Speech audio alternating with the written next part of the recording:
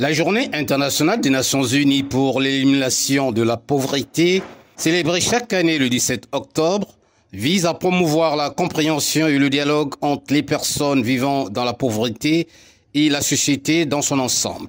À Pointe-Noire, au Congo-Brazzaville, cette journée en différé a donné lieu à un focus avec les organisations de la société civile dont les axes d'intervention ont porté sur la santé, l'éducation et l'environnement. S'appuyant sur le thème de cette année, travail décent et protection sociale pour mettre la dignité en action, les associations ont échangé autour des questions relatives aux bonnes conditions de travail qui puissent garantir la sécurité du revenu pour tous. Je tiens à remercier la société civile qui a organisé cette journée. Ce que je retrouve de bien, le gouvernement fait un effort dans tous ces domaines, la santé, l'éducation. Et il y a des faiblesses. Et il y a beaucoup à faire. Et nous devons donner les résolutions à faire pour remettre entre mains les décideurs. Ce focus a réellement constitué un réel motif de satisfaction pour la coordination des organisations de la société civile du département de Pointe-Noire.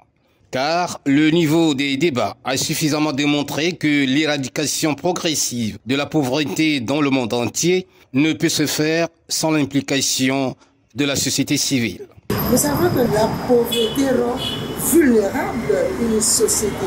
Et lorsque cette vulnérabilité s'implante, elle devient comme une gangrène difficile à effacer. Donc il faut que les associations que nous sommes, que nous nous armons en arguments et à des actions concrètes pour accompagner le gouvernement pour atteindre l'objectif 1 des objectifs du développement durable.